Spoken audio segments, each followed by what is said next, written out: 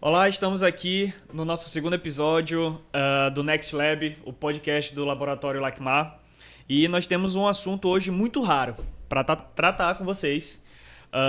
E estamos aqui com o Dr. Felipe, diretor do LACMAR Genômica, especializado em genética molecular humana, possui mestrado e doutorado pela Universidade Católica de Brasília e pela Universidade da Califórnia, em Los Angeles.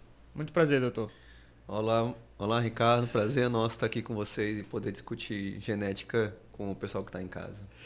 E nós estamos aqui também com a doutora Carolina Baluz, médica formada pela Universidade Selma, residência genética pela USP de Ribeirão Preto e mestranda em medicina fetal pela USP também de Ribeirão Preto e médica do Hospital Natos, né? Isso. Então, muito prazer, doutora. É um prazer estar aqui hoje com vocês e falar um pouquinho sobre genética.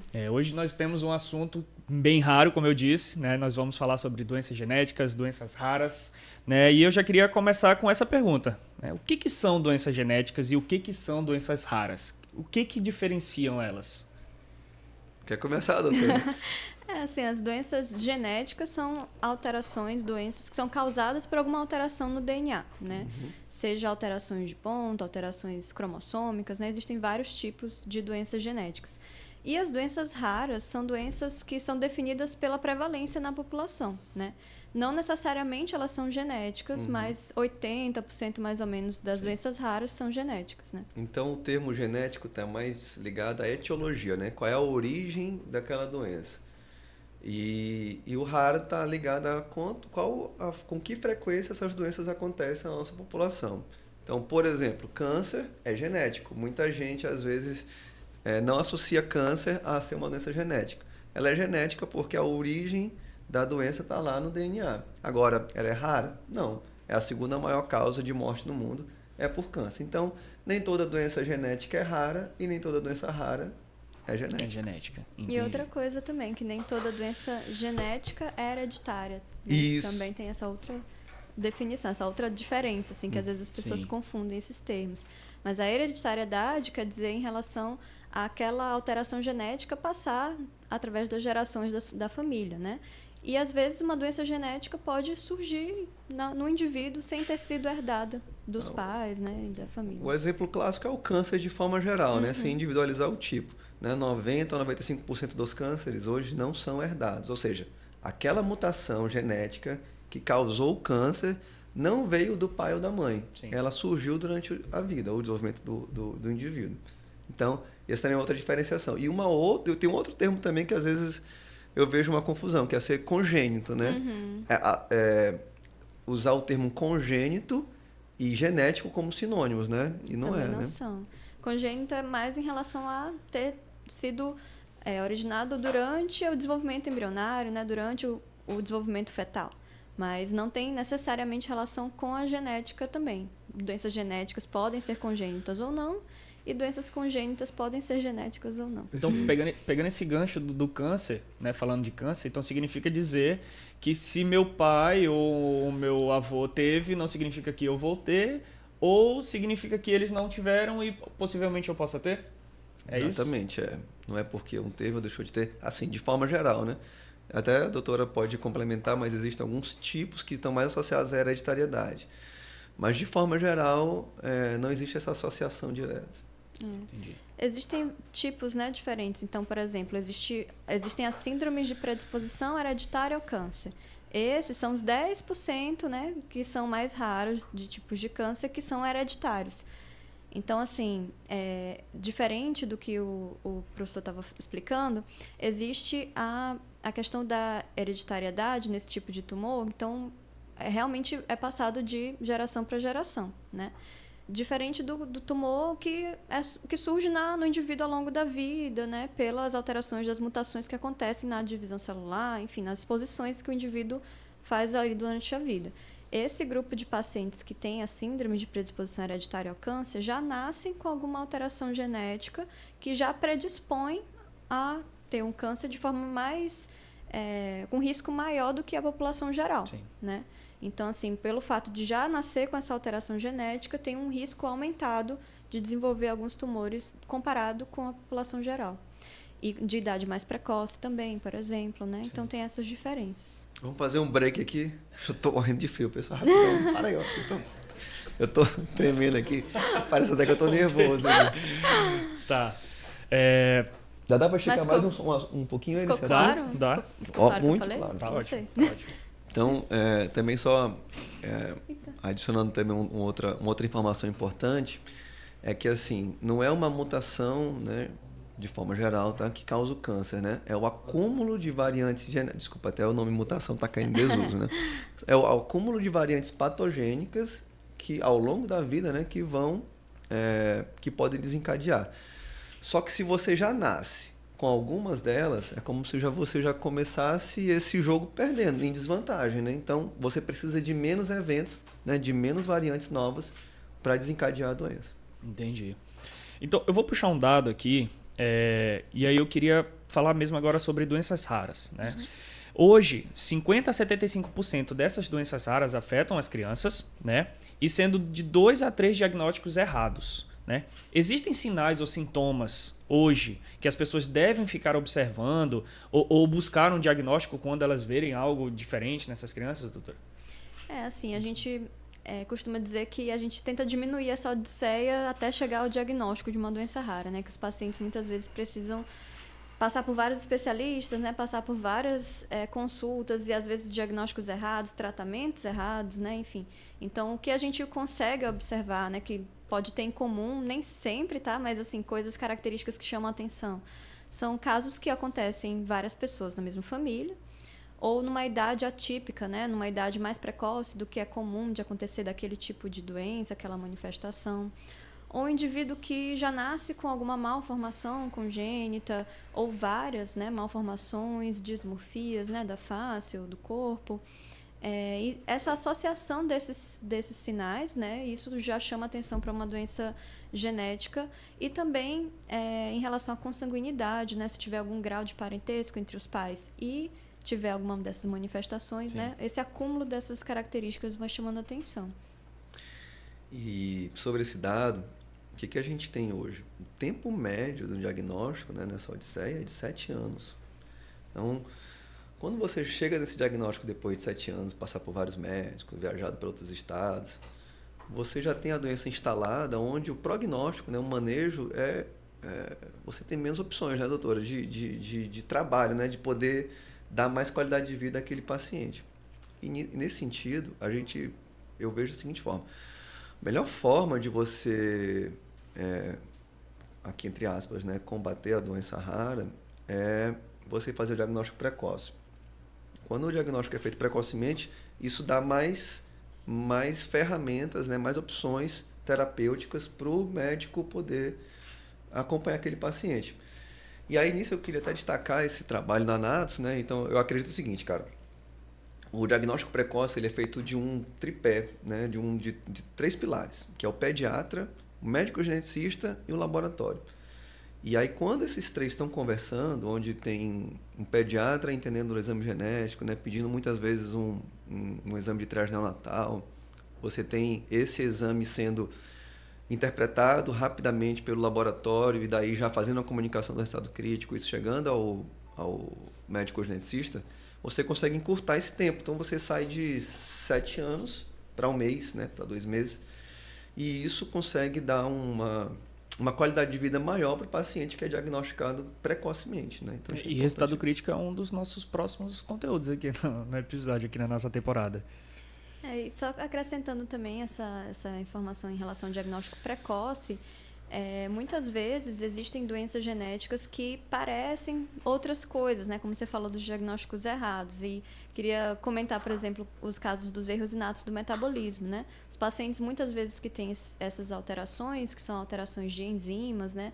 Alterações que vão impactar ali o metabolismo de carboidratos, proteínas, enfim, acumulando ou faltando algum substrato para o organismo. Uhum. Nesses casos, os pacientes muitas vezes são crianças, em sua maioria, e podem ter manifestações logo após o nascimento, né? Infecção que não está sendo resolvida com um tratamento padrão, né, de antibióticos, por exemplo, ou crises convulsivas que também não estão respondendo ao tratamento, alterações de hipoglicemia, hipotonia, né, o tônus muscular baixo, né, enfim, pouco tônus muscular. Então, tudo isso podem ser sinais, né, de alterações também genéticas que causam alguma alteração do metabolismo, por exemplo.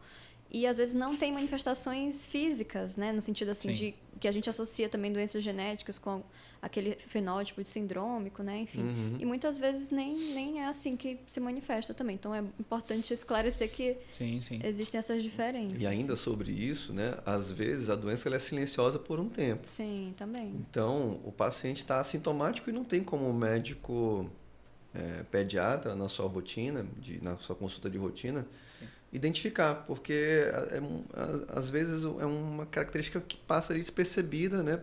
Porque ele, enfim, ele não está ali para fazer diagnóstico aparentemente normal, crescimento, né? As medidas todas normais e tal, as avaliações, e aí passa abaixo do radar, né?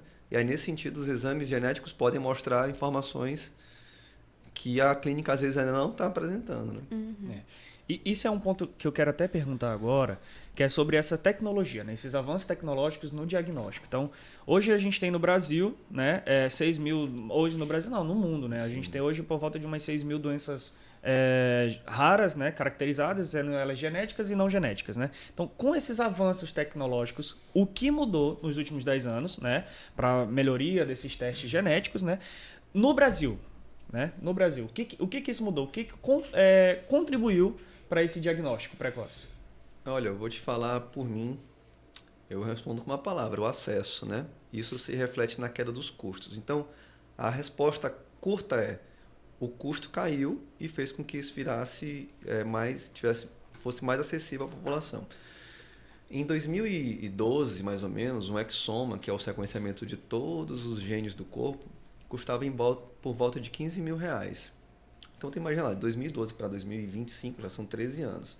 Se a gente considerar a inflação e até o dólar, né, que esses reagentes são dolarizados, sim, a tendência é que esse valor, se ele fosse corrigido, ele chegaria a uns R$25 mil. E hoje o exoma está por volta de R$5 mil. Diminuiu então, muito. Tu teve teoricamente uma inflação associada ao aumento do preço do dólar, que era para encarecer o teste, mas ele barateou. Ele barateou porque a tecnologia barateou. E isso se reflete na prática clínica, né? Isso vai estar chegando cada vez mais aos médicos, né? Não só ao geneticista, mas ao onco, ao pediatra, ao cardiologista, né? Até brinco, estava na palestra no Comac, falei assim, olha, o médico, o cardiologista, ele vai ter que entender de exame genético também. Porque o cara que tem um problema de cardíaco, ele, cara, isso aqui é genético, vou lá na doutora Carol. Não, né? Ele vai primeiro num cardiologista. E para investigar essa causa, ele vai precisar de um exame genético. Se for genético, né? Obviamente. Sim. Então, a gente só está falando disso agora porque o custo está caindo e a tendência é que isso aconteça cada vez mais, né? A senhora, doutora, como médica geneticista, a senhora tem essa ponte, essa ligação com o laboratório, com o exoma e o resultado, entender o resultado. Quem hoje lhe assessora nisso? Isso, sim, é uma ligação muito íntima, né, entre o médico geneticista e o laboratório. Assim, a gente precisa ter essa comunicação para esclarecer os resultados, né, que muitas vezes não são simples de serem interpretados. Então, é como se fosse assim, tem deveres e direitos de cada parte, né? E é o dever do médico geneticista, de todos os médicos em geral, né, que fazem a prescrição de algum exame genético, de fazer um relatório bem feito para que a interpretação seja bem feita também, né? Então, muitas vezes a gente tem que fazer esse papel de educação, né, em relação às outras especialidades também, que a gente precisa esmiuçar bastante esse relatório, deixar ele bem específico para que o laboratório consiga, através da técnica, fazer um filtro, né, das variantes, fazer uma interpretação mais direcionada pela clínica, né? Então, é uma comunicação. É importante que a clínica tenha essa comunicação com o laboratório e não ache que o laboratório simplesmente vai resolver sozinho. E o laboratório precisa também, né, ter qualidade técnica, ter esse primor, né, em relação à qualidade do exame e às técnicas mesmo laboratoriais, moleculares do resultado, né? Então, é uma troca e a gente vai discutindo os casos, né, também. Eu costumo dividir a genética a gente estava até falando em off, né? E isso já foi pergunta também numa outra entrevista, assim, qual é a diferença da genética molecular para a genética clínica, né? E aí é olhar o indivíduo sob duas óticas, né? O médico vai olhar ele sobre o ponto de vista clínico, fenotípico, né? O que que ele está apresentando ali, né? E é aquilo que ele vai avaliar. E o laboratório vai olhar o paciente do ponto de vista molecular. Então, como é que está a estrutura daquele DNA e se aquele DNA possui algum tipo de alteração que vai desencadear uma doença genética. Então, nós dois avaliamos o paciente sob pontos de vista diferentes, mas que se complementam, né? Uhum. O que eu estou olhando naquela receita é realmente compatível com as características clínicas que o paciente está Eu apresentando. imagino que até mostrar um laudo desse para um pai não deve ser uma coisa muito fácil de entender, né? Olha, o laudo hoje ele já melhorou Uhum, muito, né? sim. Mas o que não é fácil de entender são os dados, porque o dado de um sequenciamento, por exemplo, de exoma, ele gera, só de arquivo de processamento até a análise da variante, por volta de 28 gigas por paciente. É muito giga, né, para uma só pessoa. Então, analisar e se debruçar sobre essas informações, que são muitas, é que é o desafio. Depois que você filtrou e avaliou e aquilo vai consignado no laudo, ele vai de uma forma bem mais simplificada, né? Porque não é só o geneticista que às vezes olha esse resultado, né? Sim. E essa questão desse filtro, né, que a gente está falando, na verdade, é porque, assim, existem variantes, alterações genéticas que não causam doenças, né? Existem variantes que são benignas, que todo mundo, né, todos nós temos variantes genéticas que Sim. nos tornam diferentes, né, um dos outros. Então, essas alterações podem até mudar ali a sequência em relação ao que é o DNA padrão, vamos dizer assim, né, entre aspas. Mas elas não geram uma alteração na proteína, no produto final. Então, não causam doenças, manifestações clínicas. Ou causam diferenças, mas não patológicas, né? Isso, é. Cor da pele aqui, nós três temos cores de pele diferentes, porque a gente Sim. tem receitas diferentes, e não quer dizer que isso seja anormal, né? E aí esse filtro faz isso, assim, de separar o que são as variantes benignas e o que são as variantes patogênicas, que aí, ao contrário, elas causam alterações do sequenciamento, né, das proteínas e realmente levam a manifestações clínicas. Existem tratamentos com remédios, medicamentos que façam esses tratamentos de doenças raras? Existem diferentes classificações, vamos dizer É assim. fácil o acesso? Então, existem várias medicações que já estão no SUS, por exemplo, em Sim. relação a esse acesso, já facilitou bastante. Especialmente do grupo de erros inatos do metabolismo, existem várias medicações que são terapias de reposição enzimática.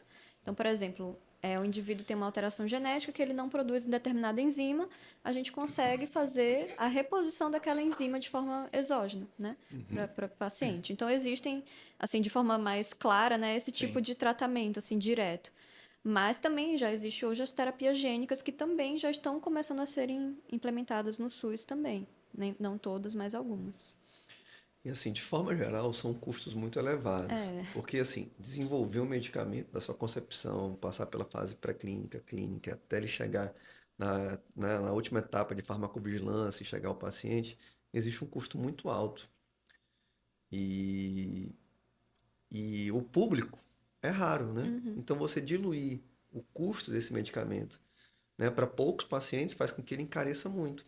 Então essa também é uma dificuldade do medicamento, né? Mas isso não quer dizer que não existam outras terapias não medicamentosas que possam melhorar a qualidade de vida do paciente. e nem sempre precisa ser um tratamento, vamos dizer assim, específico, né? Pode ser um tratamento também sintomático. Então, o fato da gente ter um diagnóstico de uma doença genética, né, do indivíduo não ficar ali perdido só tratando os sintomas assim de forma, né, aleatória, enfim, a gente direcionar esse tratamento para aquele indivíduo, sabendo qual é a alteração genética, já pode saber qual a medicação que responde melhor através desse Sim. diagnóstico, né? Qual é, enfim, um tratamento que a gente pode fazer que até mesmo, sei lá, terapias psicológicas, né? Psicoterapias que podem responder melhor a determinado tipo de alteração. Então é bem amplo, assim, sempre tem o que fazer. Bom, vocês já percorreram muito, né, esse mundo da genética, das doenças raras, e assim, com certeza aí tem alguma história, né, algum caso clínico que ficou guardado, que ficou na mente. Eu queria que vocês contassem aqui pra gente, compartilhassem isso com a gente, se vocês tiverem, doutor Felipe. Eu tenho um caso clínico que eu acho que foi muito emblemático aqui já na nossa história que ainda é curta, né? O Lacma Genômica tem 1 ano. e de um paciente que foi de uma família, né? Que a gente diz que não é um paciente, né? É uma família que foi diagnosticada com uma doença rara. Cria esse laço, né? É cria, cara. Depois que você participa ali da vida do diagnóstico, desde a consulta, você cria esse laço, né? Com o paciente, E, com a família no todo. Com assim, certeza. impacta na família inteira também, né? Uhum. E aí, o paciente tinha ele foi triado, né, com um exame genético e ele tinha uma variante, uma VUS, né, de nível 3, né? Ou seja, ela é uma variante que nem tem evidência suficiente para classificar como benigna, como a doutora Carol falou, e nem tem evidências que classificam ela como patogênica. E esse resultado, ele muitas vezes gera dúvida, né? Você vai olhar o quê? Você vai olhar o copo meio cheio, meio vazio. Você vai, não, isso aqui então não é patogênico, eu não vou levar mais no médico porque vai que eu descubro alguma coisa, ou não, vou levar e vou tentar descobrir fazer alguma investigação enquanto eu tenho tempo, né? E aí a família, a gente fez a comunicação do resultado crítico, a gente conversou com o pai da família, da criança, né? E ele num momento ele estava em negação, né? Ele estava assim, dizendo, mas olha, meu filho é normal, meu filho não tem nada, todos os marcos de desenvolvimento até agora, ele, assim, do primeiro mês, né? Acontece Ele com teve. frequência? Essa negação da família? Acho que Acontece. a doutora Carol até pode relatar mais porque ela tem mais contato com os pacientes do que o laboratório, né? E aí a gente recebeu lá na sala do genômica, né? Só para não também estender muito a história. E ele disse, não, mas olha, não tem nada. Eu falei, aí eu expliquei para ele, olha, ela tem uma variante que pode ou não ser patogênica, aí precisaria investigar e fazer mais testes bioquímicos para poder ver para onde que isso vai caminhar. Se vai caminhar para o 2, para o 1, né, que ou seja, não patogênico, ou se vai Sim. caminhar para o 4 ou para o 5, né, no score, como patogênico. E aí a gente fez um trabalho muito legal juntos, a gente ficou, depois daquela conversa, a gente trocou muita mensagem no WhatsApp, ele marcou com a geneticista, e aí ela solicitou novos exames. Cara, nenhum laboratório na cidade fazia esse exame. E a gente contactou o grupo de pesquisa, foi atrás de muita gente para tentar ajudar Aham. aquela família. Conseguimos. Realmente o teste bioquímico mostrou um silenciamento do gene, ou seja, corroborando com o fato de que ela era patogênica. E aí eles já foram para São Paulo, para um médico especialista naquela doença. E tem tratamento no SUS, era mucopolissacaridose, Uhum. tem tratamento no SUS, então eles já estavam assistidos desde o primeiro mês, né, entre o primeiro e o segundo mês do bebê.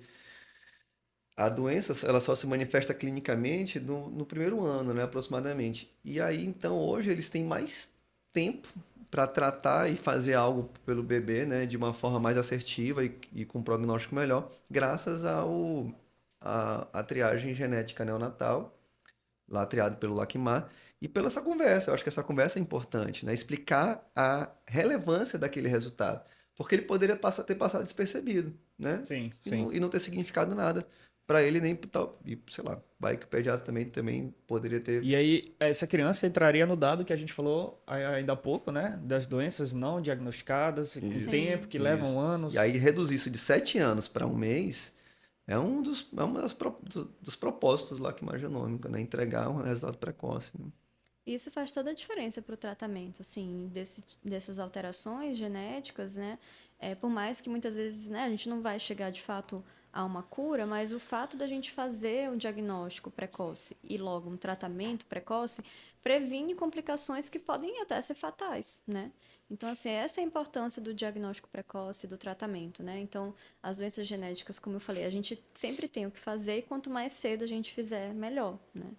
Isso é Mas eu bem queria ouvir um caso importante. seu, doutora, É, também. Ah, a sim. gente tá aqui esperando essa história. É, eu, Rapidinho antes dela falar o caso. Valendo. eu tenho, pensei aqui em dois casos, assim, são vários, né, que a gente, como tu falaste, a gente acaba se apegando bastante, Sim. né, e eu tenho bastante essa característica, assim, de me envolver com as famílias, né, assim, de me preocupar realmente com não só em dar um diagnóstico, mas como que vai impactar ali aquelas pessoas, né.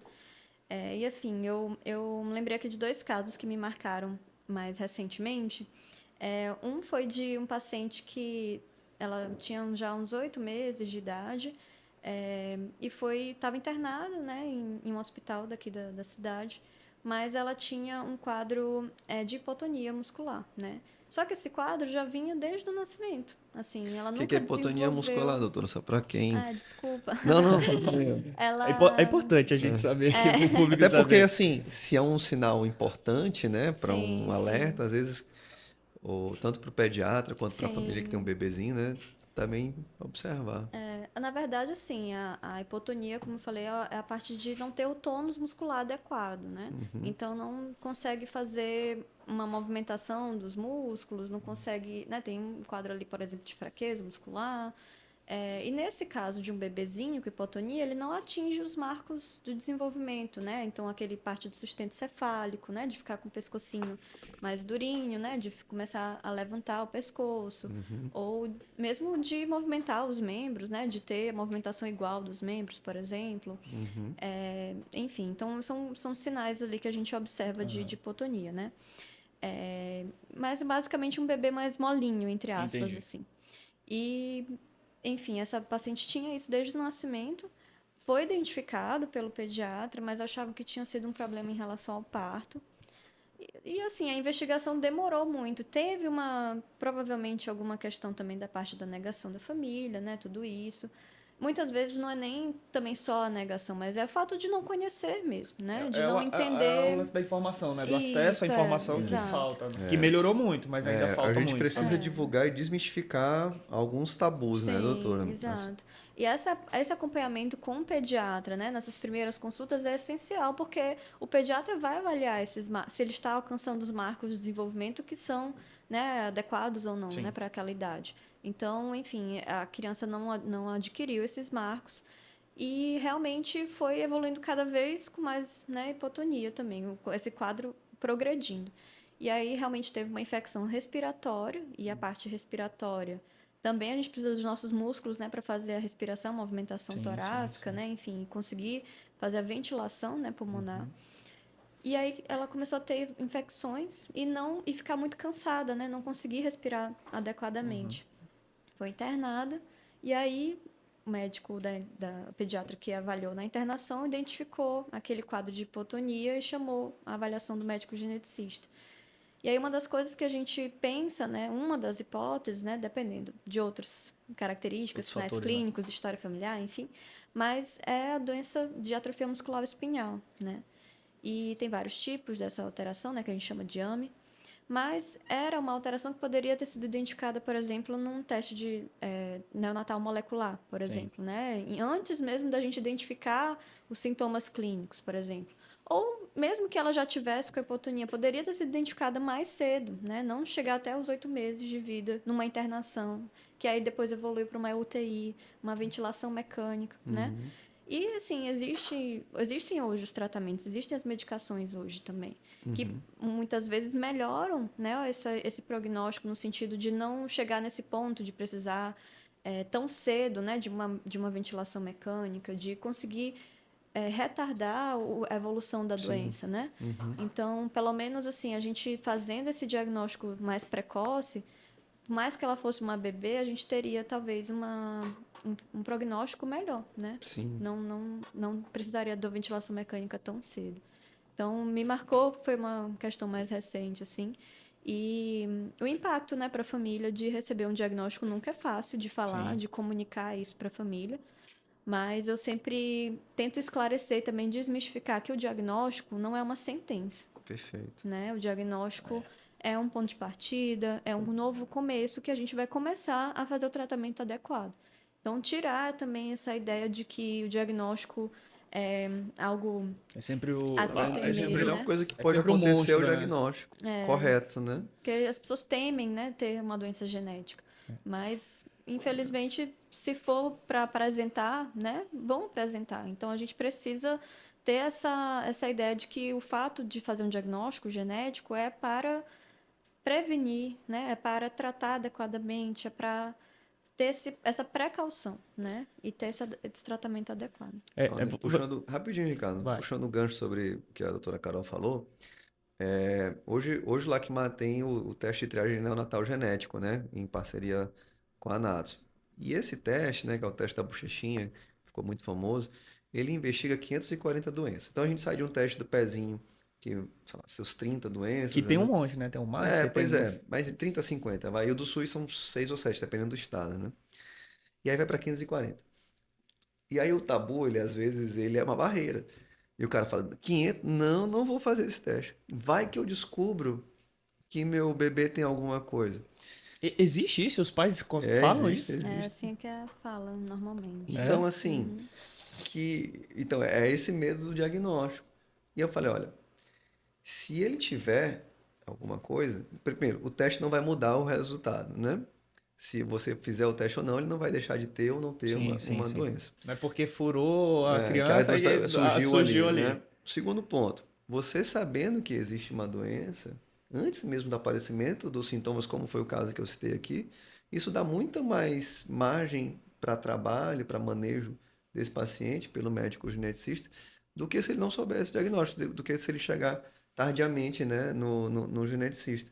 Então a gente realmente precisa informar e desmistificar, né, a doença genética, né, ou o diagnóstico genético. Como a doutora Carol bem colocou, não é uma sentença, né? É o início de uma esperança, assim, né? É, o Lacmar, inclusive, ele leva muito, ele faz muito esse trabalho, né? De participar de eventos científicos. Tem o comercial, né? Que tá sempre ali visitando médicos e dando essas instruções, né? Como o Dr. Felipe falou, o teste da bochechinha, que é um teste que o Lacmar trabalha muito, né?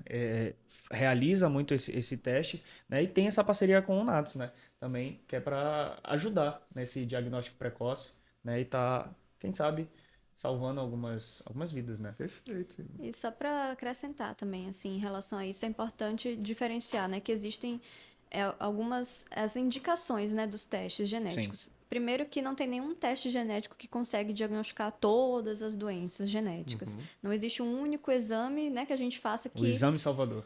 que vai identificar qualquer doença genética. Não é assim porque a gente tem formas diferentes de enxergar o DNA. Então, depende da indicação clínica, Sim. né? E o teste da bochechinha, os testes de triagem neonatal em geral, né, não só o genético, mas em geral, são testes que são feitos em pacientes assintomáticos, ou seja, pacientes que não têm nenhum sintoma, né, não tem nenhuma apresentação clínica, não tem nenhuma doença, não tem nada alterado para se pensar em uma doença genética. Então, esses testes são feitos no sentido de identificar alterações que ainda não tiveram manifestações clínicas, né? E o teste da bochechinha, ele é complementar, né, ao teste do pezinho. Perfeito. Porque são coisas que vão ver, são testes que vão ver coisas diferentes, Sim, né? O sim. teste do pezinho é mais bioquímico, é um exame que vê coisas que não são genéticas também, muitas vezes, Sim. né? Como infecciosos, por exemplo, enfim. Perfeito. Então, o teste do pezinho vê coisas que o teste da bochechinha não vê, e o teste da bochechinha também vê coisas que o teste do pezinho não Então, vê. o ideal é Mas que o o paciente faça os dois. Isso, O não, teste do com pezinho é certeza. obrigatório. O teste do pezinho é Por obrigatório lei. fazer. Sim. Então, o teste da bochechinha seria complementar, né?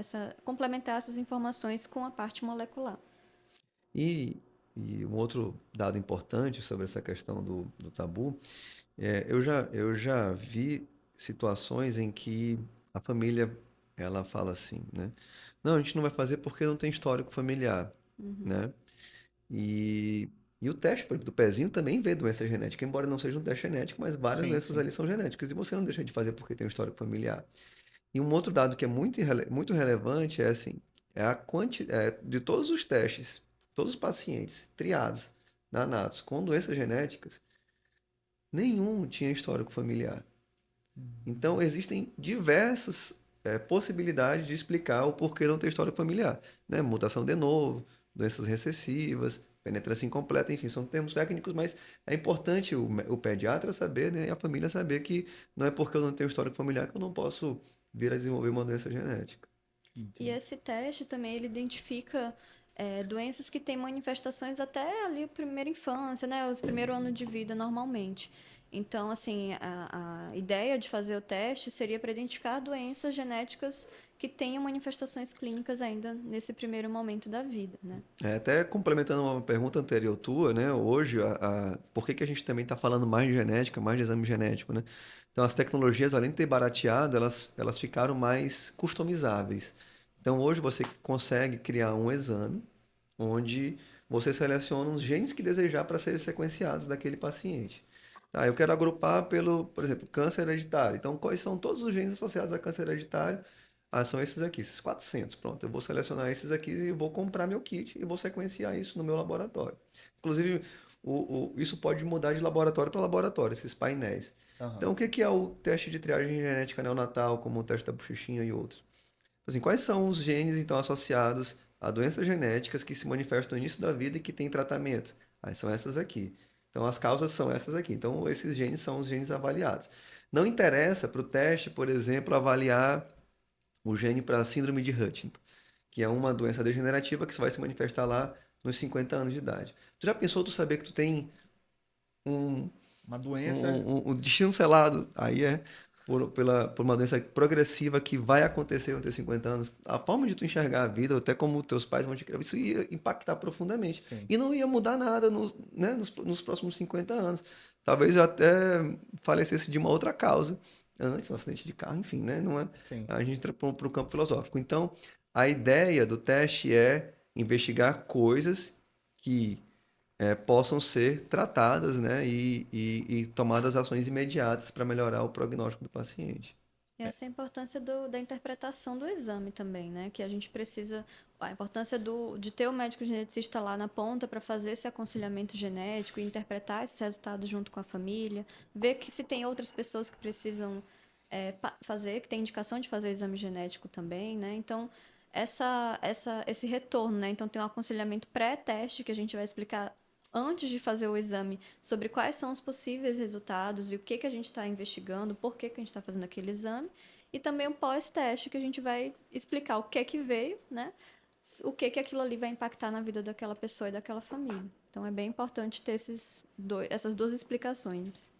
Vocês contaram, né? Os dois contaram casos clínicos, né? Histórias bem legais, né? Inclusive essa da família que descobriu cedo, foi para São Paulo e, né, eu acho que graças a Deus hoje está tudo bem. E como é que fica esse pós? A família volta para falar com vocês? Ou então vai depois mantém um contato ali? Fica essa ligação com a família? Sim, com certeza. Assim, nossos acompanhamentos, né, na minha prática da genética médica, a gente faz o acompanhamento muitas vezes ao longo da vida, né? Não necessariamente todas as alterações genéticas precisam desse acompanhamento para sempre, né? Vamos dizer assim, mas algumas, a maioria a gente acompanha durante muito tempo, pelo Sim. menos. E muitas vezes não necessariamente é só o tratamento, mas assim, a gente faz exames de rastreio, por exemplo, numa idade mais precoce, para a gente ver se tem alguma complicação ou não. Então, por exemplo, em relação às síndromes de predisposição hereditária ao câncer, existem. A gente sabe que numa alteração dessa, a gente tem um risco aumentado de ter câncer. Sim. A gente ainda não descobriu nenhum medicamento que impeça a pessoa de desenvolver o câncer.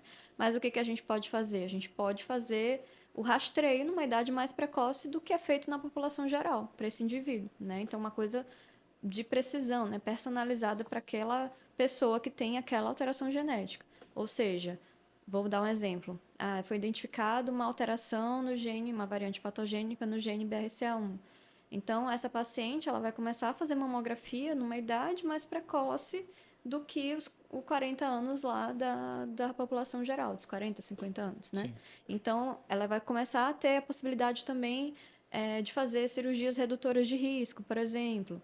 Né? Enfim, cada Conta gene... aí, doutor, o caso da Angelina Jolie, né, sim, que ficou acho que bem ficou muito... emblemático, assim, né, da Angelina Jolie, que começou a ser falado sobre essas síndromes de predisposição hereditária ao câncer, especificamente da síndrome de predisposição a câncer de mama e ovário, né, que a gente chama de HBOC, que é a sigla em inglês.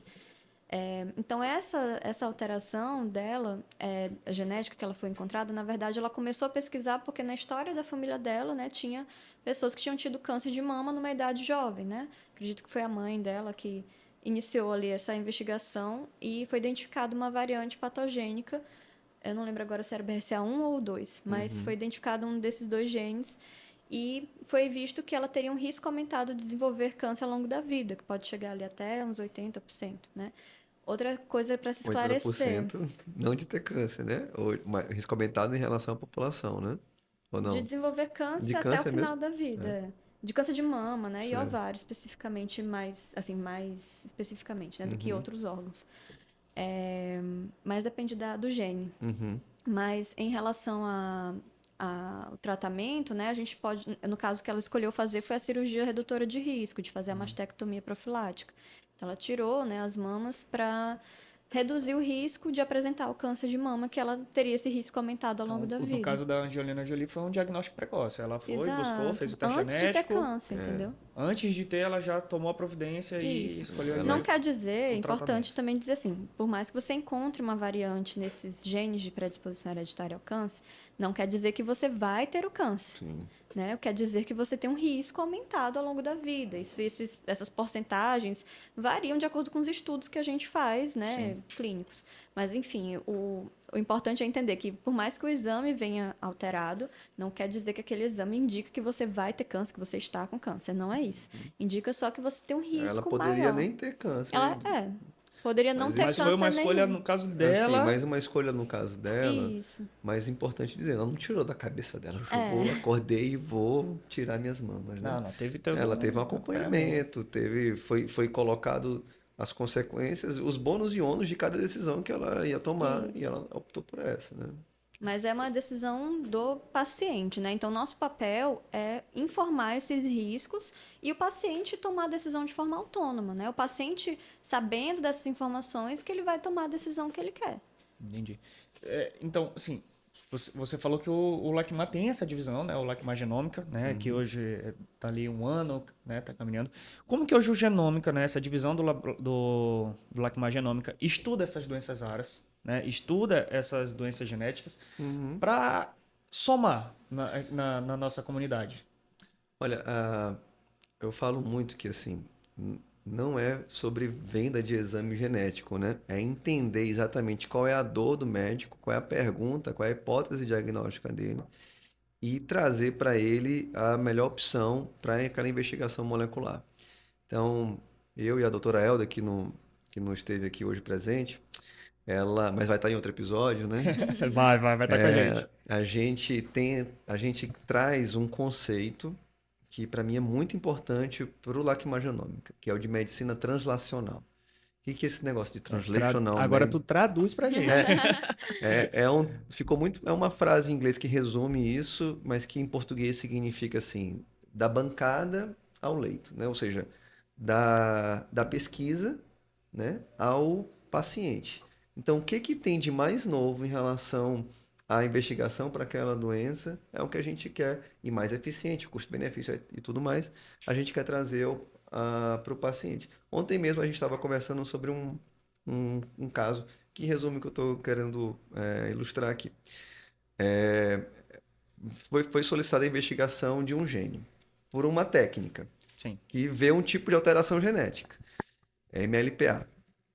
E aí ela me perguntou, Felipe, será que o sequenciamento também não veria alteração, também essa mesma alteração e traria mais informação? Porque o MLPA, Ricardo, só para te entender um pouco, né? o MLPA ele vê um tipo de alteração genética que, em tese, o sequenciamento não vê. Como a doutora falou no início aqui da nossa conversa, existem técnicas que são complementares. Sim. Mas os avanços no sequenciamento têm permitido ele também começar a enxergar as alterações que o MLPA detecta. E ela me fez a pergunta. E a nossa resposta é literatura. A gente vai para a literatura, vai para os artigos científicos, ver como é que os trabalhos que comparam a detecção dessa alteração genética pelo MLPA, que é o padrão ouro, e com sequenciamento. Resultado, a gente viu que não tinha diferença para aquele gene específico. Então, nesse caso, em vez de solicitar o MLPA, a gente até sugere um outro teste que pode dar mais respostas, né? Pode fazer uma investigação um pouco maior pro médico. Então, é nesse sentido. Hoje a gente tenta trazer tudo que tem de mais recente e também assessorar o médico. Porque nem todo mundo é geneticista, né, doutor? Então, nem todo mundo entende do dado genético. E a gente quer, com o LACMA Genômica, aproximar a genética dos outros médicos de outras especialidades. Então, você aproximar e conversar com o médico, explicar as diferenças entre os exames, as limitações de cada um, como interpretar, também é um dos diferenciais, né, do LACMA Genômica. Legal. É importante também dizer assim, que a genética tem várias... A gente consegue fazer a atuação da genética em várias fases da vida, todas as fases da vida. até antes da vida, na verdade, na pré-concepção, né? A parte de reprodução humana, a gente consegue, né, fazer também alguns exames genéticos, investigações genéticas, caso de infertilidade, por exemplo, abortamento de repetição, ou já na parte de medicina fetal, né? Já na gestação, se foi identificada alguma alteração no ultrassom, a gente também consegue fazer, né, a investigação daquele diagnóstico, às vezes, muitas vezes até de forma pré-natal. E depois do nascimento, né, como a gente está falando aqui das crianças, né, que já no período neonatal, às vezes depois com a manifestação um pouco mais tardia, na primeira infância, questões de desenvolvimento, transtorno do espectro autista, né, várias questões, mas também na fase adulta, né, então doenças cardíacas podem ter origem genéticas, doenças nefrológicas, né, enfim, nefropatias podem ter origem genética. Todos os sistemas, basicamente, a gente entende que nosso material genético é como se fossem as receitas do nosso corpo. Então, se tem alguma alteração em qualquer uma dessas receitas, pode ter manifestação Sim. de todos os sistemas, né? Vamos dizer assim. E não só unicamente, né? Às vezes são vários sistemas acometidos ao mesmo tempo. Então, na fase adulta também existem, né, doenças neurodegenerativas, demências, alterações de movimentos, né, de ataxias ou, enfim, alterações neurológicas especificamente. Então, tem várias... A gente estuda do feto até o idoso, né? A genética pode ir até um pouquinho mais além, né? No pós-morte mesmo também, né? Também. A, a- não, assim, acontece, é raro, mas acontece. Conta pra gente, então. Não, O que acontece nesse não, pós? imagina um crime que não foi solucionado, né? Perícia forense online aqui. E aí a investigação genética de identificação daquele cadáver que foi já sepultado, né? Ele pode até ser... Puxa, você vai ter que dar um corte aí agora. Esqueci o termo. Peraí, cara. Feita... Exumação. Vamos lá. Então, eu posso ter até casos de exumação do cadáver para avaliação do DNA daquele cadáver. Exemplo, assim, em causa civil, não criminal. Aparece uma pessoa dizendo que é filho daquele cara e que ele tem direito àquela herança. E o cara era muito rico, tem muito dinheiro. E aí a família diz que não é. E ele tá falando que ele é. Só que o corpo já foi enterrado, sepultado, né? Então, eu só consigo responder pela genética se a gente fizer uma exumação ou fazer uma reconstrução, mas assim, com os filhos. Mas seria mais valoroso do ponto de vista da conclusão do laudo, diretamente com... Mas é possível fazer, então. É possível, mas o que eu quero te dizer é o seguinte, então a genética ela vai Desde o início até o desde o pós. planejamento, né, familiar até o pós, né? A gente pode ter perguntas respondidas pela genética. Assim, quando a gente fala de genética, que a gente tá aqui trocando essa ideia, né, trocando essa bola, a gente fala de genética, a gente imagina várias coisas, imagina coisas assim, até diferentes. Eu queria saber, doutora, o que levou a senhora a escolher ser uma médica geneticista? Por que é genética? Com tantas especialidades, por que ser geneticista? Na verdade, eu escolhi ser geneticista antes de escolher ser médica. Falo bastante isso, assim. Eu comecei a gostar de genética na escola, na verdade. E deixo aqui meu agradecimento ao meu professor de biologia da época, Diz o nome dele pra gente. professor Israel. Gostava bastante das aulas dele e trocava bastante ideia, assim, né? Eu acho que eu conheço o professor Israel também. E eu fiquei encantada, né, ali com as leis de Mendel, né, enfim, das ervilhas, até realmente a aplicação prática daquilo. E eu, nossa, tem gente que trabalha com isso, e eu comecei a pesquisar um pouco. E aí, quando eu decidi fazer medicina, né, eu logo entrei na liga de genética da minha faculdade, né, do Selma, e comecei a acompanhar a doutora Juliana, que foi minha grande mentora também, assim, que eu acompanhei ela durante todos os anos da faculdade. Então, assim, eu tive desde o início da minha trajetória profissional, vamos dizer assim, eu sempre gostei dessa área, mas o porquê, assim, o motivo, né, eu acho que é mais do que dar, né, curar alguém, né, que a gente sabe que a medicina traz esse apelo, né, de eu posso tratar uma pessoa e Sim. dar respostas e cura, enfim, né, mas eu acho que a genética me proporciona ir além disso, né, e de tratar do sofrimento daquele indivíduo, daquela família, dar respostas, esclarecer informações e acolher, né? Eu acho que meu principal objetivo em ser médica é trazer acolhimento. E isso a genética sempre me proporcionou e eu sou muito grata, assim, sou muito feliz com o que eu faço, porque só de poder ouvir, né, que eu ajudei de alguma forma, né, a aliviar algum tipo de sofrimento já é o suficiente, já é o mais papel que do suficiente. médico, né? O papel do médico é exatamente esse, tentar aliviar ao máximo a dor daquele paciente, né? Legal, E doutora. falando de genômica, quais são os planos do Lacmar Genômica para o futuro? O que o Genômica pensa? O que ele quer? Onde que ele quer chegar? Segredo. A gente tem com muitos projetos aí, O segredo foi ótimo.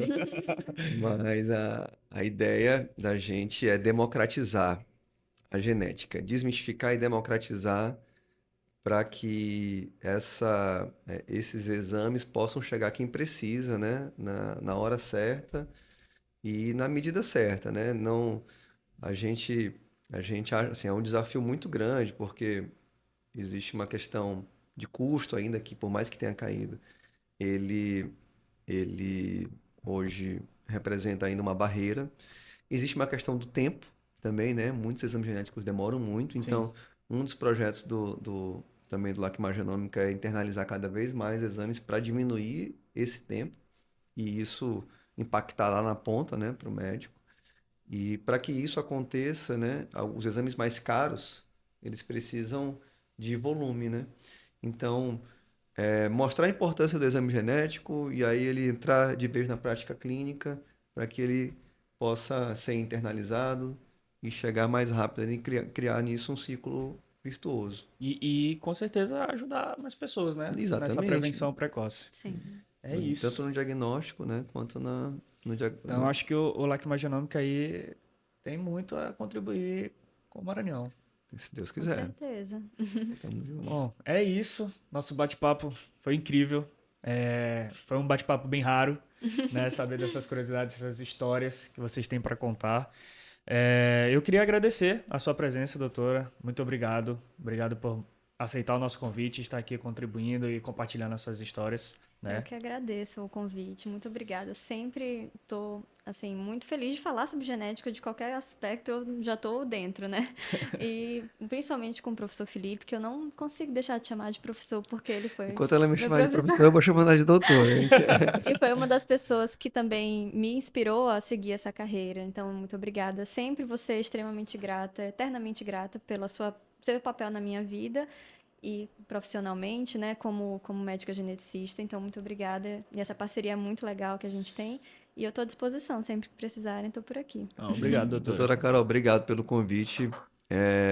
Também, assim, como professor, eu fico muito orgulhoso de ti, assim, de estar brilhando e realmente todo o conhecimento que tu adquiriste na tua residência chegar aqui para a população maranhense, para fazer esse diferencial, tenho certeza que vai ser muito positivo para a população maranhense, né? Que a gente tem médicos geneticistas também são raros aqui, né? né? Então, a chegada da doutora Carol também, assim como de outros médicos geneticistas, né? É sempre bem-vindo, né? Para que a gente consiga chegar em mais pessoas que precisam de vocês.